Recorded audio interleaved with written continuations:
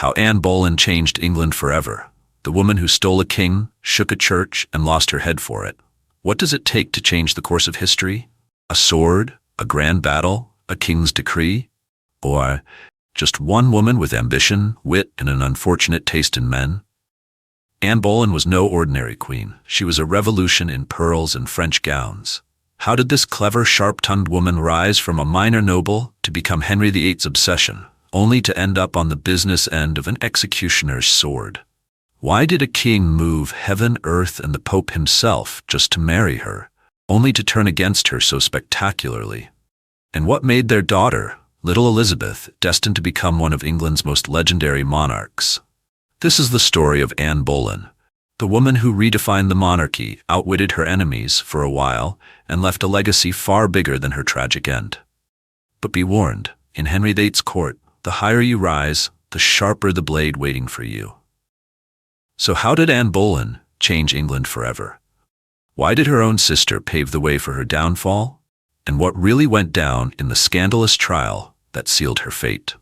Buckle up, because this is a royal drama with enough twists to make Shakespeare jealous.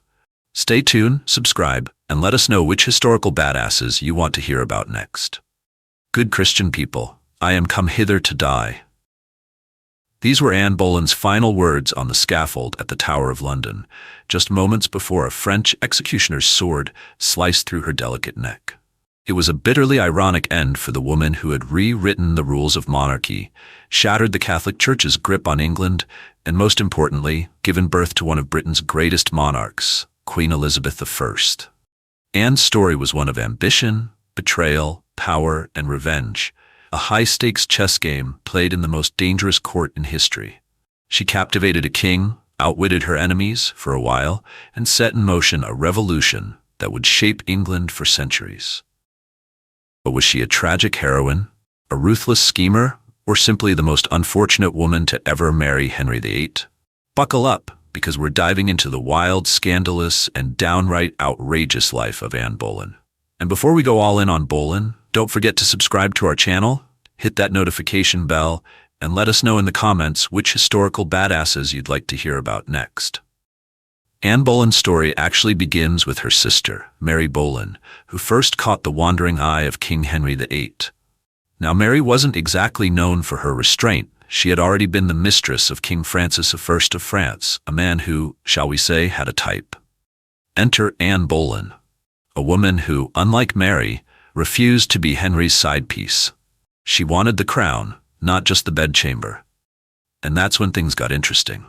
Henry, who was already married to Queen Catherine of Aragon, became obsessed with Anne. But there was a tiny little problem. The Catholic Church forbade divorces, and the Pope wasn't exactly handing out get-out-of-marriage-free cards. For 6 years, Anne played a dangerous high-stakes game of courtly chess, refusing to sleep with Henry unless he put a ring on it.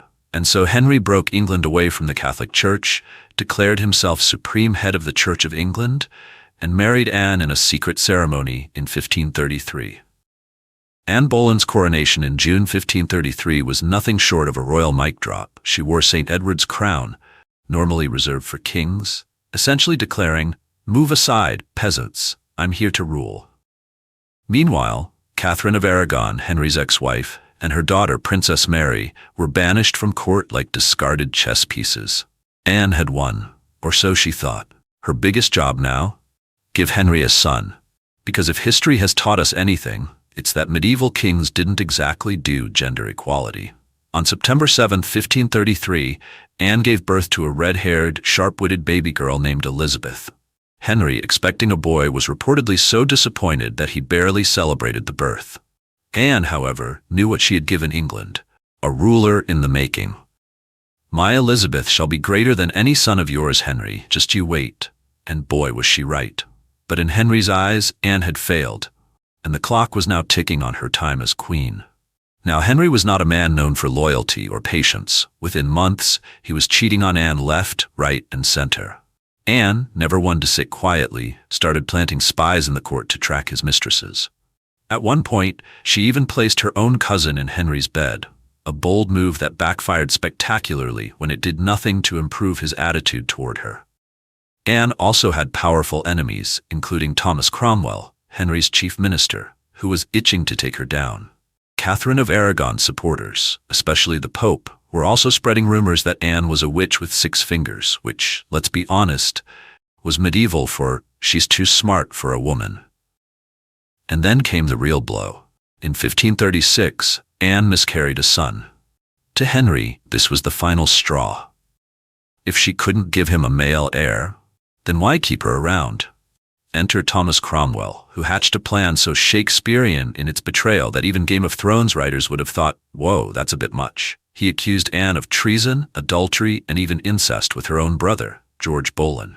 And because medieval courts weren't exactly known for their fairness, Anne was convicted in May 1536 on 0 real evidence. The sentence? Death. Anne, however, went out in style. Before her execution, on May 19, 1536, she reportedly joked with her ladies-in-waiting, saying, "I have a little neck." And then, in one swift stroke of a French executioner's sword, Anne Boleyn, the woman who had changed England forever, was gone. Henry tried to erase Anne from history, but history had other plans. Because the daughter he once dismissed as a disappointment, Elizabeth I, would go on to rule England for 45 years in what became known as the Golden Age. Under Elizabeth's reign, England defeated the Spanish Armada. Shakespeare flourished. The country became a world power. She proved a woman could rule alone, and rule brilliantly. In the end, Anne Boleyn had the last laugh. Henry may have killed her, but he couldn't kill her legacy. And so we ask, was Anne Boleyn England's most tragic queen, or its most powerful? Tell us in the comments, and don't forget to subscribe and hit that notification bell for more wild, scandalous history.